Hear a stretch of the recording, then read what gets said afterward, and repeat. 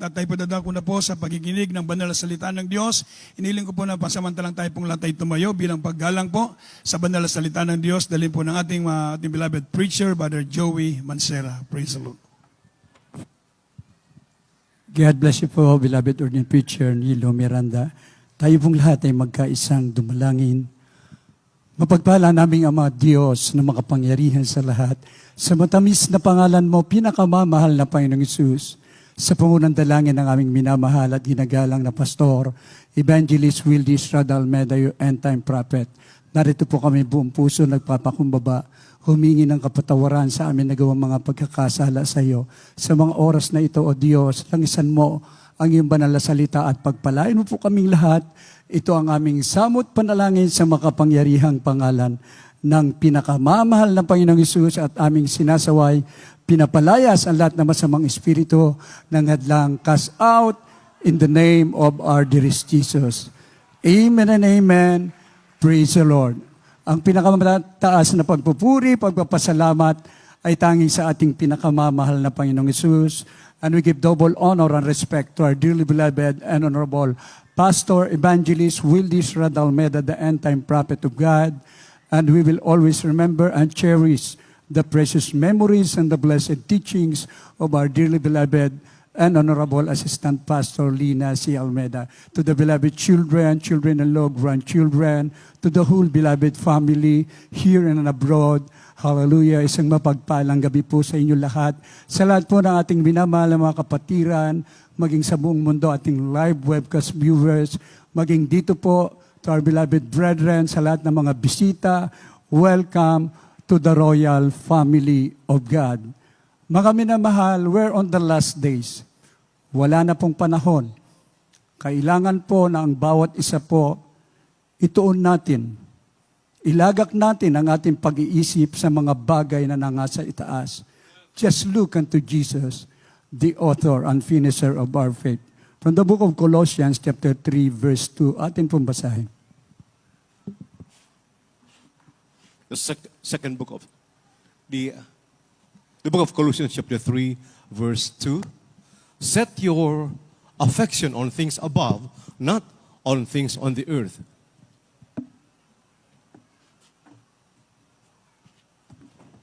Ito po sa mga taga-Colossus, Kabanatang 3, Talatang 2. Ilagak ninyo ang inyong pag-iisip sa mga bagay na nangasa itaas, huwag sa mga bagay na nangasa ibabaw ng lupa. Amen. Amen. Praise the Lord. Yan po ang laging ipinapaalala, ipinapangaral ng ating dearly beloved parents in the Lord and the beloved children. Salvation is the greatest matter of importance. Yung mga bagay dito po sa mundo, temporary lamang yan. Doon tayo pinagpapala, mga minamahal ko, karagdagan na lang. Pinatutunayan lang ng Diyos na siya'y totoong Diyos na makapangyarihan at tapat sa bawat isa sa atin. Ngunit tandaan po natin, wala po tayong madadala. We're just temporary. Ang lahat ng bagay at ikaw at ako, we're just passing through. Sabi nga po, we're just visitors in this world. Ngunit meron pong permanente. Yung ipinangako ng Diyos na buhay na wala hanggan. Kaya ang titingnan po natin, mga minamahal ko, yung bagay na espiritual na kung saan ang ating mga kaluluwa ay sa piling ng ating pinakamamahal na Panginoong Hesus. Huwag sa mga bagay na sa ibabaw ng lupa, mga minamahal ko. Dahil sinabi po, sapagkat kayo'y nangamatay na at ang inyong buhay ay nakatagong kasama ni Kristo. Pagka si Kristo na ating buhay ay mahahayag nga rin kayo na kasama niya sa kaluwalhatian. Lahat magsabing, praise the Lord. Tandaan niyo po yan, mga maraming matatalino, marunong sa huling panahon. Ngunit ang tunay na marunong at matalino, yung mga tinawag sa gawain na ito, the Jesus Miracle Crusade International Ministry, sa panguna po ng ating dearly beloved pastor. Dahil ang mga karunungan sa sanlibutan ito, kamangmangan po sa harapan ng Diyos. 1 Corinthians chapter 3 verse 19, atin pong basahin. The first book of the Corinthians chapter 3 verse 19. For the wisdom of this world is foolishness with God. For it's written, He taketh the wise in their own craftiness. Unang mga taga-Korinto Kapitulo 3, versikulo 19. Sapagkat ang karunungan ng sanlibutan, ito ay kamangmangan sa Diyos. Sapagkat nasusulat, hinuhuli niya ang marurunong sa kanilang katusuhan. Amen. Praise the Lord. Yung karunungan ng tao po, at kung ito po ay sabihin na natin, inaangkin nila, baliwala po yan. Kamangmangan sa harapan ng Diyos. Dati tayong mga mangmang dahil hindi pa tayo nakakilala sa ating mahal na Panginoon. Ngunit nung makilala natin ang ating pinakamamahal na Panginoon, ang sabi nga, tayo na siguro ang pinaka-wise, pinakamatatalinong tao sa mundong ito dahil nakilala natin ang tunay na Diyos. Tayo'y totoong inangkin niyang anak. Tagapagmana tayo ng buhay na wala hanggan. Mga minamahal, tingnan niyo po ngayon ang balita na kung saan isang tanyag na doktor, tinatawag na doktor ng bayan po, nakakalungkot man po, mga minamahal ko. Ngunit, dumating po na siya mismo ay inabutan ng cancer. At yun ay naging kapahamakan sa kanya. Walang kagalingan. Ngunit dito po, isang doktor, Dr. Romel Filarca, tinawag ng ating mahal na Panginoong Hesus, mga minamahal ko, nung makilala niya ang ating mahal na Panginoon, pinagaling ang psoriasis niya, nakapasa siya sa board exam, binago ang buhay niya, at ngayon dinideklara niya, kung wala kang pananampalataya, ang ibibigay niya sa iyo yung paanyaya ng Jesus Miracle Crusade International Ministry. Kaya nga mga minamahal, nalaman niya yung karunungan na nalaman niya at napag-aralan niya ay baliwala pala. Mas higit ang karunungan nagmumula sa ating pinakamamahal na Panginoong Hesus. Kaya nga mga minamahal, panatilihin natin ang salita. Man shall not live by bread alone, but every word that proceeded out of the mouth of God. Dito pinakain tayo ng totoong salita na may kapangyarihan ng ating dearly beloved pastor na sa kanyang pag-aayuno, mga minamahal ko, kinahabagan lamang tayo ng ating dakilang Diyos. Narito tayo nagtatamasa ng pagpapala, sumisigaw na mabuti ang Diyos, mga minamahal ko. 1 John chapter 2 verse 5, atin pong basahin. The first epistle of St. John, chapter 2, verse 5. But whoso keepeth his word, in him verily is the love of God perfected. Hereby know we that we are in him.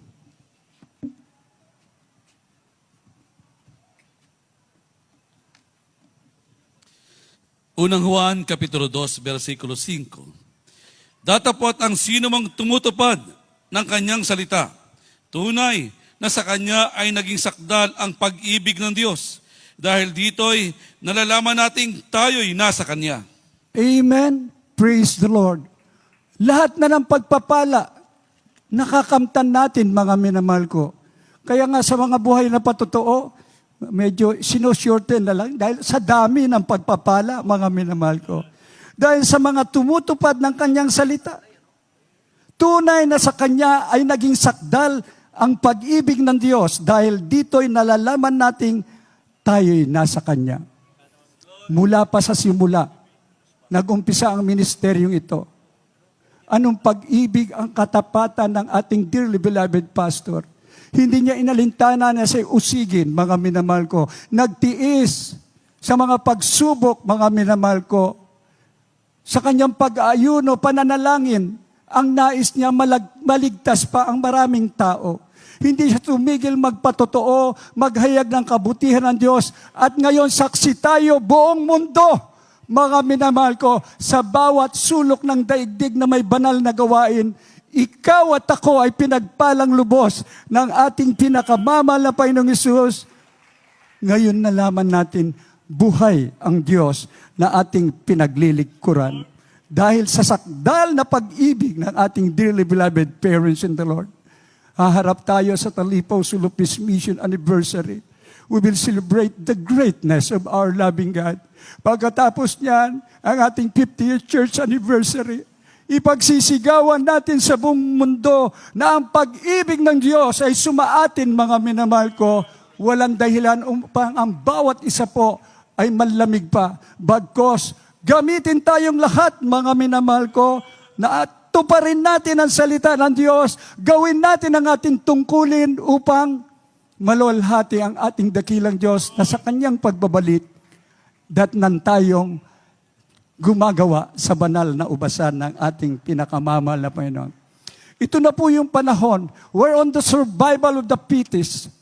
Ngunit sabi ng banal na kasulatan, magtitiis tayo, mga minamahal ko, ang ating papasuking pintuan sa langit, maaring sabihin nating makipot.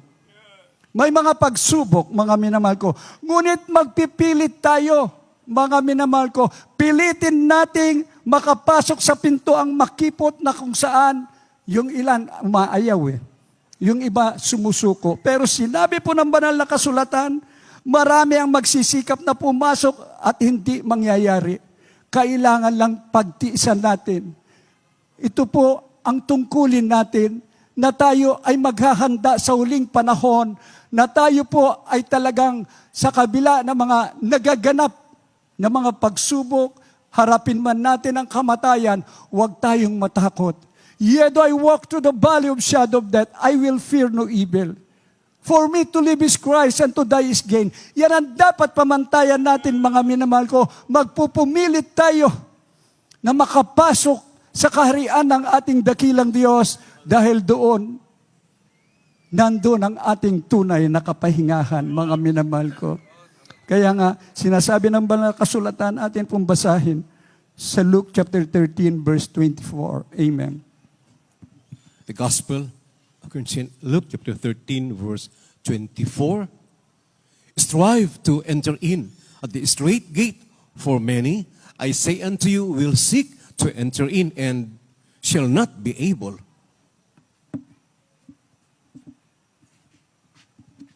Dito po sa Ebanghelyo ng San Lucas, Kabanatang 13:24. Magpilit kayong magsipasok sa pintuang makipot, sapagkat sinasabi ko sa inyo na marami ang mga agsisikap na pumasok at hindi mangyayari. Amen. Amen. Praise the Lord. Ibig sabihin, ang paglilingkod natin sa ating pinakamamahal na Panginoon Hesus ay kusa po tayo sa kabila ng talagang may kahirapan, ngunit pag naramdaman mo ang presensya ng Diyos, totoo po, talaga pong grabe ang iyong kagalakan. Magpilit kayong magsipasok sa pintuang makipot, sapagkat sinasabi ko sa inyo, marami ang mga agsisikap na pumasok at hindi mangyayari. Hindi po yung maluwang na pinto, dahil kapahamakan po yun. Yung makipot na pinto na ito'y masikip, may kahirapan, ngunit nalulugod ng Diyos dahil ikaw ay totoong tapat, maglilingkod hanggang sa kanyang pagbabalik. Magpupumilit tayo, mga minamahal ko, buong lakas, buong sigla, buong kaluluwa, lahat na, total buo naman tayong pinagpapala ng ating mahal na Panginoon. Natural po na ibigay natin ang the very best na paglilingkod sa ating dakilang Diyos dahil ang ating pagkamamayan, conversation po natin, hindi naman dito bagkus sa langit, sa piling ng ating pinakamamahal na Panginoon Hesus. Atin pong basahin ang uling talata, Philippians chapter 3, verse 20. Amen. At magsipaganda na po ang mga awit at mga manunugtog. Amen. In the book of Philippians chapter 3, verse 20, for our conversation is in heaven, from whence also we look for the Savior, the Lord, Jesus Christ. Filipos Kapitulo 3, versikulo 20. Sapagat ang ating pagkamamayan ay nasa langit. Mula doon na hinihintay naman natin ang tagapagligtas, ang Panginoong Hesukristo. Amen. Praise the Lord. Sapagkat ang ating pagkamamayan ay sa langit. Mula doon ay hinahintay naman natin ang tagapagligtas, ang Panginoong Hesukristo. Nakahanda na ang mga mansyon sa langit para doon sa talagang patuloy at tapat na maglilingkod. Preparation po ito. We're just waiting for that blessed hope, the coming of our Lord Jesus Christ. Dito pa lang kasi sa mundo, alam mo na ikaw ay mamamayang tagalangit. Bakit? Lahat ng gawa ni Satanas hindi nagtatagumpay. Dating si Satanas, tayo'y inaapakan, hawak tayo sa leeg. Ngunit ngayon, we cast out demons in the name of our dearest Jesus. Nakaka-bless mga minal marinig mo ang isang patutuo. Anong sabi po ng kapatid natin? 4 na oras bago kami makarating sa banal na gawain. Alam nila, naunawaan ng ating mga mahal na kapatid sa buong pamilya na ang paglilingkod sa Diyos ay napakahalaga. Dito pa lang sa mundong ito, mapapatunayan mo, tutulo ang iyong luha, hindi po sa kalungkutan bagkos, sa pagpapasalamat sa Diyos. Narito ako, tumatayo sa inyong harapan. Tayo po ay may kapangyarihan laban kay Satanas. Mga minamahal ko, sabihin na natin humarap po ako ng halos kamatayan sa aking karamdaman.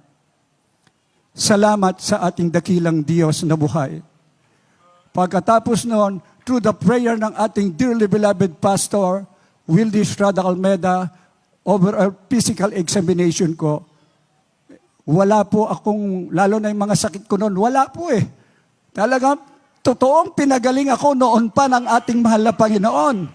Ngunit ako po ay nagkaroon ng severe na prostate enlargement. I was dying on that time. To the rescue, nandun po ang prayer ng ating dearly beloved pastor. Nung ako ay nagpa-physical exam, mga minamahal ko, yung severe, naging mild na lang eh. Mild prostate enlargement, mga minamahal ko. Yung blood sugar ko, bumaba na. Yun po, ang hinaharap kong karamdaman. Ngunit hindi ako natakot. I am weak but I am strong. Salamat sa Diyos. Narito ako, nagpapatutuo na tayo nga ay totoong mamamayan tagalangit. Dito sa mundo, hindi tayo kayang kantiin ng dyablo. Ngayon, isinisigaw ko, I am fully recovered at pinagaling ako ng ating pinakamamal na Panginoon. Sino hindi maglilingkod sa Diyos? Ang sinisigaw ko lang noon, I shall not die but I shall live. Mabuti ang Diyos. May layunin pa ang mahal na Panginoon upang ipatutuo ko na ang Diyos natin ay ang dakilang manggagamot. Walang kaaway na magtatagumpay sa atin bagkos isisigaw natin, Jesus is our greatest healer. Salamat sa ating pinakamamahal na Panginoon. Maraming salamat sa ating binamahal at ginagalang na pastor. Buhay ka, O Diyos. Marapat kang pasalamatan, O Diyos. Hallelujah. Hallelujah. Kaya nga mga minamahal, sa huling panahon, Colosas 3:2, ilagak ninyo ang iyong pag-iisip sa mga bagay na nasa itaas. Huwag sa mga bagay na nasa ibabaw ng lupa. At tayong lahat ay pagpapalain. Sama-sama tayo sa langit, sa buhay na walang hanggan, sa nalalapit na pagbabalik ng ating mahal na Panginoon. Ang buhay na walang hanggan ang pinakamahalaga. Kaya magsumamo tayo sa huling panahon upang patuloy maluwalhati ang ating dakilang Diyos. Tayo pong lahat ay umawit, magpuri sa ating pinakamamahal na Panginoon. Hallelujah. Hindi natin kailangan ang kayamanan sa mundong ito.